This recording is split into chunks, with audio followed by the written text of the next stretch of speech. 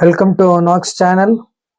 ಈ ಚಾನೆಲ್ ನಡಿ ಹಲವಾರು ವಿಡಿಯೋಗಳು ಬಂದಿದ್ದು ಇತ್ತೀಚೆಗೆ ವಿಡಿಯೋವನ್ನು ಬಿಟ್ಟಿರಲಿಲ್ಲ. ಈಗ ಒಂದು ವಿಷಯದೊಂದಿಗೆ ಬರುತ್ತಿದ್ದೇನೆ. ಇದು ಈಗ ಪ್ರಚಲಿತದಲ್ಲಿ ಇರುವ ಜಾತಿ ಗಣತಿಯ ಒಂದು ಸಮೀಕ್ಷೆ. ಈ ಜಾತಿ ಗಣತಿಯ ಸಮೀಕ್ಷೆ ನಿನ್ನೆಯಿಂದ ಆರಂಭವಾಗಿದೆ. ಈ ಜಾತಿ ಸಮೀಕ್ಷೆಯನ್ನು ಕರ್ನಾಟಕದ ಬ್ಯಾಕ್ವರ್ಡ್ ಕಮಿಷನ್ ಆಯೋಜಿಸುತ್ತಿದೆ. ಇದನ್ನು ಸೋಷಿಯೋ ಎಕನಾಮಿಕ್ ಸರ್ವೆ ಅಂತಲೂ ಕರೆಯಲಾಗುತ್ತಿದೆ.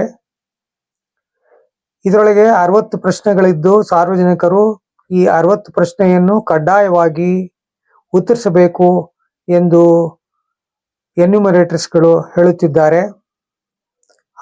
ಆದರೆ ಇದರಲ್ಲಿ ಬಹಳಷ್ಟು ವೈಯಕ್ತಿಕ ಪ್ರಶ್ನೆಗಳು ಇರುವುದರಿಂದ ಸಾರ್ವಜನಿಕರು ಅಷ್ಟಾಗಿ ಇದರಲ್ಲಿ ಭಾಗವಹಿಸಲು ಆಸಕ್ತಿ ತೋರುತ್ತಿಲ್ಲ.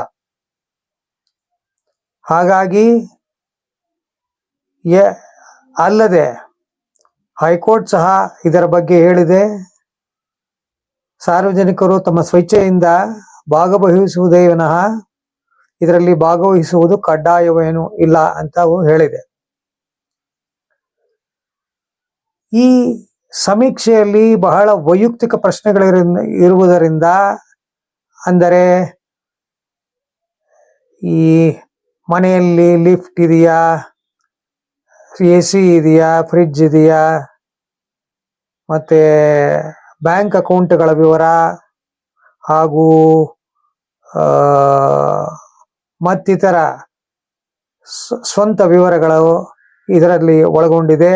ಅಲ್ಲದೆ ಆಧಾರ್ ಕಾರ್ಡ್ನ ಮಾಹಿತಿಯನ್ನು ಸಹ ಕೊಡಬೇಕಾಗಿದೆ. ಇದರಿಂದಾಗಿ ಸಾರ್ವಜನಿಕರಲ್ಲಿ ಒಂದು ರೀತಿಯ ಹಿಂಜರಿಕೆ ಉಂಟಾಗಿದ್ದು ಇದರಲ್ಲಿ ಭಾಗವಹಿಸುವುದರಲ್ಲಿ ನಿರಾಸಕ್ತಿ ತೋರಿಸುತ್ತಿದ್ದಾರೆ. ಅಲ್ಲದೆ ಮಾನ್ಯ DCM ಅವರು ಸಹ ಇದರ ಬಗ್ಗೆ, ಅಂದರೆ ಈ ಸಮೀಕ್ಷೆಯಲ್ಲಿ ಭಾಗವಹಿಸಿದಾಗ ಅವರಿಗೂ ಸುಮಾರು ಪ್ರಶ್ನೆಗಳನ್ನು ಉತ್ತರಿಸಲು ಆಗಲಿಲ್ಲ. ಆದ್ದರಿಂದ ಅವರೇ ಹೇಳಿರುವ ಹಾಗೆ ಇದರಲ್ಲಿ ವೈಯಕ್ತಿಕ ಪ್ರಶ್ನೆಗಳನ್ನು ಕೇಳುವುದು ತರವಲ್ಲ, ಇದನ್ನು ಸರಳೀಕರಣಗೊಳಿಸಿ ಕೇಳಿರಿ ಅಂತ ಹೇಳಿದ್ದಾರೆ. ಆದರೆ ಈ ಸಮೀಕ್ಷೆಯು ಈಗಾಗಲೇ ಪ್ರಾರಂಭವಾಗಿದ್ದು ಕೆಲವರ ಮನೆಗೂ ಹೋಗಿದ್ದಾರೆ. ಕೆಲವರು ಇದರಲ್ಲಿ ಭಾಗಿಯಾಗಿದ್ದಾರೆ, ಕೆಲವರು ಭಾಗಿಯಾಗಿಲ್ಲ ಸಹ. ಆದರೆ ನಮ್ಮ ಘನ ಸರ್ಕಾರವು ಈ ಪ್ರಶ್ನೆಗಳನ್ನು ಸಾರ್ವಜನಿಕರಿಗೆ ಸಮೀಕ್ಷೆಗಾಗಿ ಕೊಡುವುದಕ್ಕೆ ಮುಂಚೆ ಇದನ್ನು ಅಧಿಕಾರಿಗಳು ಅಥವಾ ಮಂತ್ರಿಗಳು ಇದನ್ನು ನೋಡಿ ಪರಿಷ್ಕರಿಸಿ ಯಾವುದು ಸಾರ್ವಜನಿಕರಿಗೆ ಹೊಂದುತ್ತದೋ ಆ ತರಹದ್ದನ್ನ, ಅಂದರೆ ಉತ್ತರಿಸಲು ಯಾವುದಾಗುತ್ತದೋ ಅಂತಹುದನ್ನ ಇವರು ಕೊಡಬಹುದಿತ್ತು.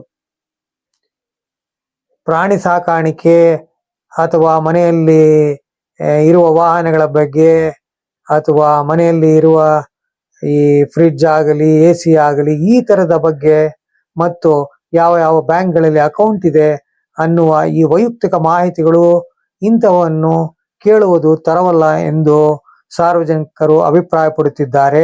ಆದ್ದರಿಂದ ಮಂತ್ರಿಗಳು ಇದನ್ನೆಲ್ಲ ಪರಿಶೀಲಿಸಿ ಪರಿಷ್ಕರಿಸಿ ಇದನ್ನು ಸಾರ್ವಜನಿಕರಿಗೆ, ಅಂದರೆ ಸಾರ್ವಜನಿಕರತ್ತ ಕೊಂಡೊಯ್ದಿದ್ದರೆ ಈ ಸಮೀಕ್ಷೆ ಯಶಸ್ವಿಯಾಗಬಹುದಿತ್ತು.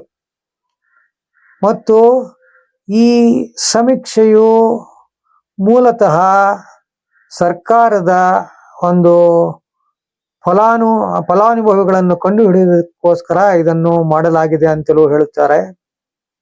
ಹಾಗಾಗಿ ಇಂತಹ ಸಮೀಕ್ಷೆಗಳನ್ನು ನಡೆಸಬೇಕಾದರೆ ಸಾಕಷ್ಟು ಎಚ್ಚರಿಕೆಯನ್ನು ಸರ್ಕಾರ ವಹಿಸುವುದು ಅತ್ಯಗತ್ಯ.